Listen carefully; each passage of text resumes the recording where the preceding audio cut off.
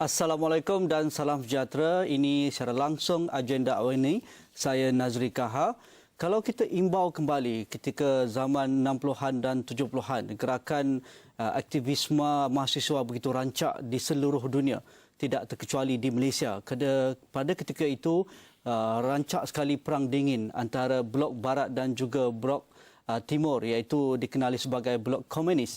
Dan seluruh gerakan mahasiswa menggerakkan aktivisme mereka terhadap isu-isu berkaitan dengan kemiskinan, isu ataupun anti kapitalisme dan sebagainya, termasuk juga di Malaysia. Di Universiti Malaya misalnya terkenal dengan aktivisme mahasiswa di dalam kampus maupun di luar kampus, sering mendapat liputan media ketika itu, termasuk campur tangan pihak tertinggi universiti, malah pihak tertinggi kerajaan Malaysia ketika itu. Dan rentetan dari isu penambahan yang kita sedang ataupun teliti pada hari ini. Salah seorang wanita yang dibebaskan di London baru-baru ini, termasuk seorangnya warga Malaysia, Siti Aisyah Abdul Wahab, 69 tahun, dikatakan terlibat dalam aktivisme mahasiswa pada awal beliau berada di United Kingdom ketika menyambung pelajaran di sana.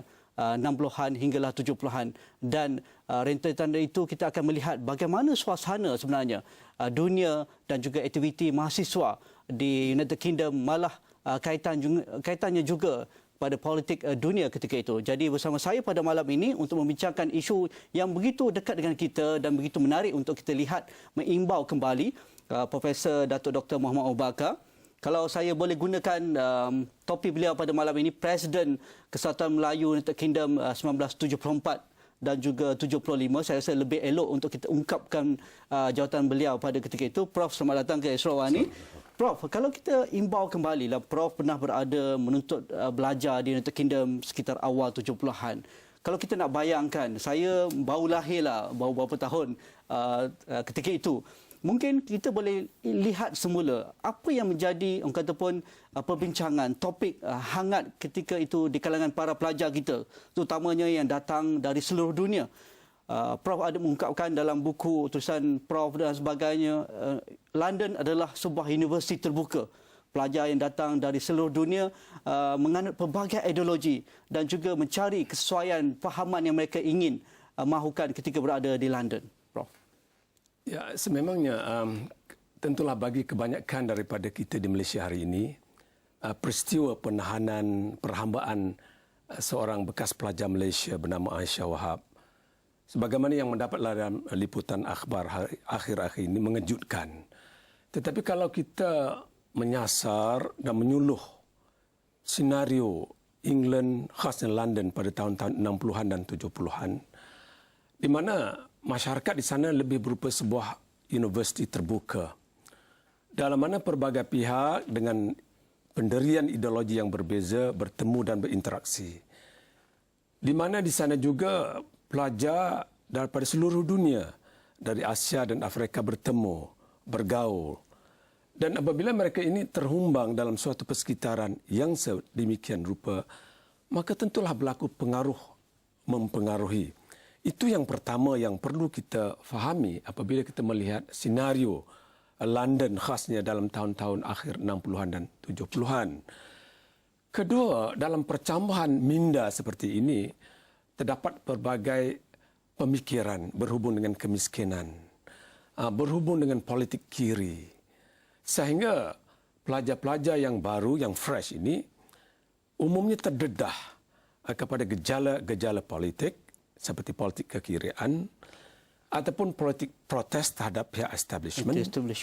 Sama ada yang sedia terdapat di England sendiri ataupun di negara masing-masing, di negara asal mereka. Ataupun sesetengah daripada mereka itu barangkali terjerumus ke dalam gejala-gejala sosial yang tidak diingini oleh ibu bapa mereka. Jadi tidaklah suatu mengherankan kalau pelajar daripada Malaysia juga, sebagaimana pelajar-pelajar lain daripada seluruh dunia, apabila terhumbang ke dalam kancah ini, ke dalam dunia ini, turut sama terheret oleh gejala-gejala yang saya maksudkan itu. Cuma sejauh manakah mereka ini terheret jauh setelah diindoktrinasikan ataupun dibasuhkan otak mereka dengan pemikiran pendirian baru, ataupun mereka ini sekadar terasuh sementara sebagai golongan yang dianggap transient, sebagai suatu passing phase dalam kehidupan mereka, dan kemudiannya setelah lulus daripada pengajian pulang ke tanah air dan kembali ke dalam mainstream ataupun kehidupan perdana di negara masing-masing. Jadi persekitaran ini perlu kita fahami dalam kita menyuluh dan menyasar kepada kehidupan yang dimaksudkan apabila merujuk kepada Aisyah Wahab ini. Kedua, saya rasa perlu juga saya perinci sedikit bahawa kancah London pada tahun 60-an 70-an ini turut diwarnai oleh persekitaran politik dunia yang global pada masa itu. Itu pada ketika itu sudah global. Sudah global dalam arti kata politik hubungan antarabangsa masa itu diransangi kuat oleh konflik ideologi antara Barat dan Timur, antara kapitalisme dan komunisme, dengan perang Vietnam yang masih bersemarak pada masa itu. Sehingga ia turut mencicah pemikiran, perasaan pelajar-pelajar di seluruh dunia, di kampus-kampus yang mana pelajar-pelajar ini, mahasiswa-mahasiswa ini umumnya lebih terbuka otaknya. Lebih bebas untuk memperkatakan isu-isu sebagai orang muda dan dihangatkan oleh keadaan yang dimaksudkan. Jadi gabungan kedudukan London sebagai kancah yang terbuka, universiti yang terbuka dengan persekitaran yang lebih luas, yang global, yang antarabangsa ini merupakan suatu ingredient, kata orang, suatu rempah ratus yang membuah segala apa yang disebutkan tadi. Okey. Adakah fahaman yang mereka cuba ataupun fahami dan cuba mereka mahukan mereka faham secukupnya ketika berada di United Kingdom itu dibawa dari negara asal masing-masing? Maksudnya mereka sedikit sebanyak sudah terdedah dengan aktiviti politik di negara asal masing-masing, sama ada dari Asia misalnya, Malaysia misalnya, Afrika ataupun India, ataupun London itu sendiri menjadi pencetus kerana segalanya ada di London. Jadi saya nak tanya tentang itu dengan Prof, bagaimana keadaan pada awal 70-an dan akhir 60-an ketika itu. Kita rehat dahulu, jumpa lagi selepas ini.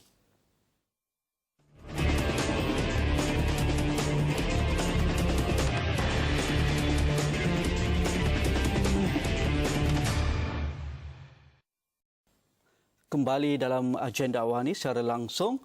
Kalau kita imbas Prof Datuk Dr. Mohamed Abu Bakar, bekas Presiden Kesatuan Melayu United Kingdom 74-75, dan Malaysia ketika itu baru saja lari ataupun bergerak selepas tragedi hitam 13 Mei pada 1969, dan isu kemiskinan masih dominan, isu komunisme masih dominan, isu jurang pendapatan antara kaya miskin masih lebar begitu sekali. Aktivisme mahasiswa termasuk di Malaysia sendiri sudah ada elemen-elemen ini dibawa, terutamanya Universiti Melaya. Prof dengan karya hebat mahasiswa menggugat begitu detail menjelaskan aktivisme mahasiswa di Universiti Melaya membawa wacana-wacana ini. Tetapi adakah ini titik mula sebenarnya pelajar-pelajar yang dihantar mendapat beasiswa dan sebagainya ke United Kingdom, mereka benar-benar terpelajar, mereka benar-benar pandai ketika itu? Sudah dibuka minda mereka di Malaysia ataupun baru mendapat peluang ini di United Kingdom? Ya, saya tidak menafikan kemungkinan pengalaman dan pembawaan di Malaysia itu turut dibawa sama semasa mereka berada di United Kingdom ataupun di London. Kerana setengah daripada mereka ini mungkin terdedah dengan apa yang disebut sebagai perarakan anti kerajaan, persoalan kemiskinan dalam negara. Tetapi dalam usia mereka yang masih muda pada masa itu, saya rasa hal ini tidaklah menyebabkan mereka ini terlajak untuk memikirkan soal-soal besar seperti pertentangan ideologi komunisme, kapitalisme dan sebagainya. Sebaliknya, apabila mereka berada di England, mereka terdedah seperti yang saya sebut tadi kepada suatu masyarakat yang terbuka. Perhubungan mereka dengan pelajar-pelajar yang juga cerdik daripada luar negara, daripada Afrika, daripada tempat-tempat lain di Asia, dan sempuhan yang mereka terima ketika berada di bilik derajah dalam bentuk pengajian-pengajian berhubung dengan teori-teori sosialis, begitu dinamik. Saya rasa di sanalah mereka dikerangkakan pemikiran mereka, diideologikan bagi membolehkan mereka menggunakan pengalaman dan pembawaan dari negara asal. Sehingga pembawaan dan pengalaman dari negara asal ini menjadi relevan dan bermakna. Kalau tidak, sekadar pengalaman dan pembawaan daripada negara asal sahaja, itu tidak menjadi. Tetapi dengan dikerangkakan, diideologikan apabila mereka ini disempuh oleh pendidikan barunya, pengalaman barunya di England, pertemuan mereka dengan pejuang-pejuang radikal, pemikir-pemikir revolusioner dari kalangan seluruh dunia. Termasuk para sarjana di universiti. Sarjana di universiti sendiri, maka mereka ini teruja. Sebab katalah kalau London School of Economics, Universiti London suatu masa dahulu pernah merupakan suatu tempat, wadah yang di mana berlakunya percambahan idea-idea kekirian di bawah pemikir-pemikir seperti Harun Laski umpamanya. Dan pada masa itu terdapat pemimpin-pemimpin pelajar yang radikal seperti Tariq Ali yang pernah melahirkan sebuah karya yang terkenal mengenai revolusi di England dan sebagainya. Artinya dalam persekitaran baru ini yang bersifat sejagat dengan idea-idea yang dianggap sejagat, maka pelajar-pelajar kita turut terserap sama. Maka tidaklah mengherankan pada masa tersebut ada pelajar-pelajar kita yang telah pun bergerak dalam persatuan-persatuan dan pertubuhan yang bersifat kekirian. Ataupun secara individu terlibat dalam pergerakan-pergerakan Maoisme yang menjadi sebahagian daripada cabangan komunisme itu sendiri semasa mereka berada di England. Ataupun mereka ini pergi lebih jauh untuk mendoktrinasikan pelajar-pelajar lain ataupun orang Malaysia yang sudah bermastautin di England pada masa itu. Jadi saya pernah bertemu kelompok-kelompok orang Malaysia di England dalam tahun 70-an yang pernah hadir di situ sebegitu lama setelah mereka menjadi kelasi kapal, askar British dan seumpamanya yang berkampung di England.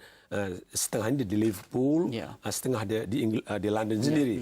Jadi pihak ini juga dianggapkan merupakan sasaran juga dalam usaha-usaha pembasuhan minda ataupun indoctrination yang disebutkan tadi. Kalau kita boleh faham, kalau Prof menganggap pihak universiti juga, para sarjana cendekiawan di universiti juga menjadi pencetus kepada para pelajar cenderung kepada satu fahaman Maoisme, Marxisme, sosialisme dan sebagainya. Kalau kita nak kaitkan suasana United Kingdom pada ketika itu, adakah golongan pekerja begitu dominan menuntut hak-hak mereka sampai mereka perlu mencetuskan revolusi dan sebagainya kerana industri perindustrian begitu kataupun hangat ketika itu di United Kingdom? Itu bergantung. Kalau kita terheret oleh pergerakan golongan kiri, parti Boros sendiri yang kekiraan di England pada masa itu, tentulah kita akan meminati perjuangannya. Tapi kalau sekiranya kita ini terlibat dengan pergerakan kanan, maka di sana terdapat juga pertubuhan dan pergerakan ataupun parti politik yang berpendirian sedemikian. Jadi artinya apabila mereka berdepan dengan sebuah masyarakat yang terbuka, dengan pemilihan yang mudah, yang bebas, maka mereka ini akan teruja sama ada oleh pihak kiri ataupun pihak kanan. Dan sebagaimana yang juga disebut tadi, sebagai pelajar-pelajar baru, bukan mentah, pelajar baru yang fresh, yang seperti kain putih dari satu segi yang mudah diwarnai oleh apa saja kekirian ataupun ke kanan, maka mereka ini terheret oleh mana-mana gejala bergantung pada perhubungan mereka, pertemuan mereka, persahabatan mereka dan pendidikan mereka.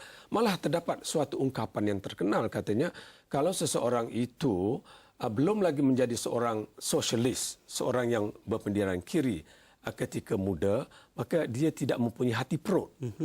Dan apabila dia masih tidak menjadi seorang kapitalis apabila dia sudah tua, maka dia tidak mempunyai kepala otak. Kalau dalam bahasa Inggeris, somebody without a head, katanya. Jadi artinya suatu macam wadah tersedia di kalangan pelajar-pelajar yang remaja ini yang baru mengenali teori-teori ideologi baru dan juga sedang bersemuka dalam suatu persekitaran yang terbuka sebagaimana yang saya sebutkan tadi untuk terumbang ke dalam keadaan itu. Apatah lagi dalam tahun 60-an, 70-an tidak banyak pelajar Malaysia yang berkumpul lagi berbanding dengan apa yang terjadi pada pertengahan 70-an, 80-an. Di mana pada masa itu kita telah menghantar ada polisi pelajar, kita yang jelas. Ada polisi daripada kerajaan untuk awal-awal lagi mengorientasikan mereka di peringkat awal.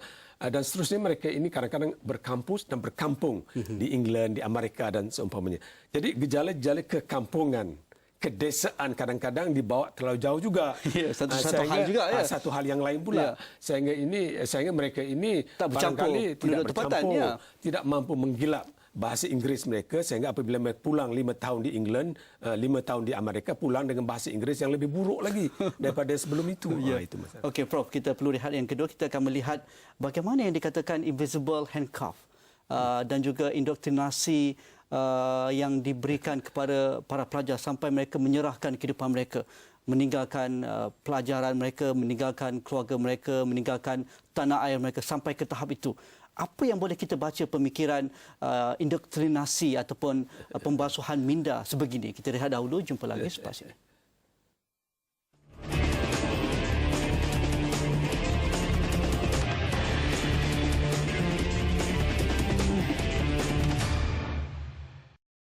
Kembali dalam secara langsung agenda awal ini, kami masih membincangkan kecenderungan politik mahasiswa sekitar awal 70-an dan akhir 60-an ketika itu. Prof, kita imbau sedikit semula.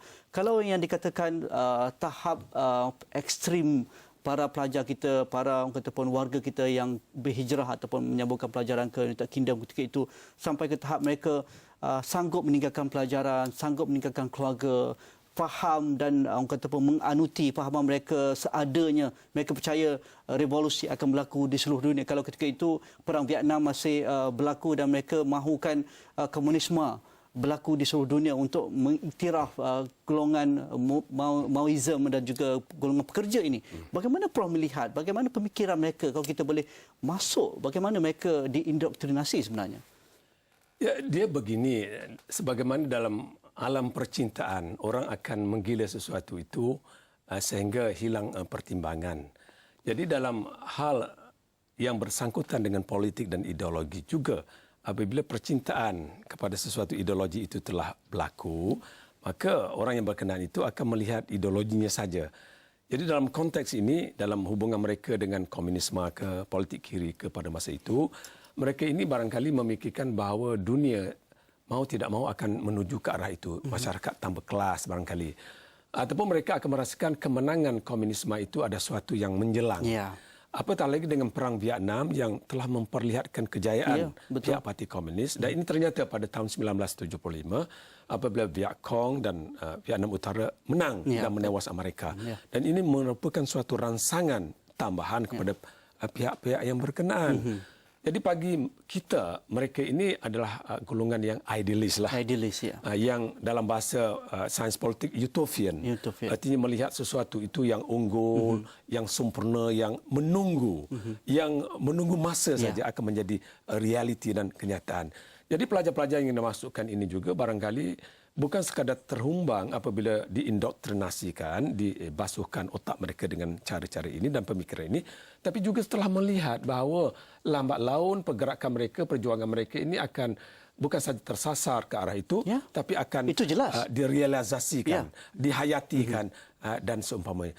Apatah lagi sudah ada negara contoh pada masa itu, Soviet Unionnya, Republik Rakyat Cina-nya dan Albania-nya. Dan bagi mereka yang ada pengalaman di Malaysia, mereka juga pernah memahami perjuangan komunis yang telah diharamkan antara 1948 hingga 1962 yang melibatkan darurat dalam negara.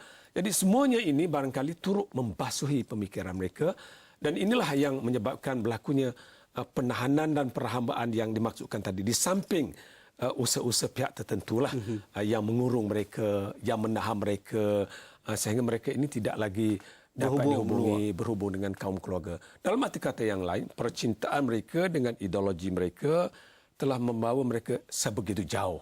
Prof ada mengungkapkan juga sebilangan juga begitu orang kata pun ekstrim dengan pahaman ideologi mereka ketika mereka berada di United Kingdom.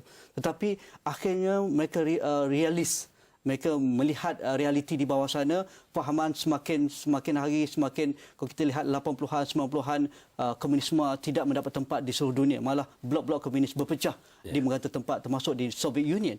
Dan mereka kembali kepada mainstream, arus perdana. Itu ada pengalaman Prof? Ya, kita mesti ingat bahawa kalau mereka yang dimaksudkan ini telah dikurung 30 tahun, mungkin kalau mereka ini dibiarkan kembali ke pangkuan masyarakat, mereka akan menyedarinya.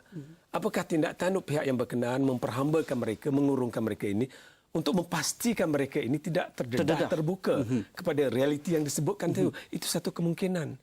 Sedangkan kawan-kawan mereka, sahabat-sahabat mereka yang pulang ke tanah air, yang menyertai kehidupan mainstream di negara asalnya, sama ada bekerja dengan kerajaan sendiri dalam pihak-pihak pertubuhan yang pro-establishment, ataupun menjadi pejuang-pejuang yang menyokong kerajaan. Ya. Kalau di peringkat pelajar itu biasa, anti-establishment. Itu biasa. Ya?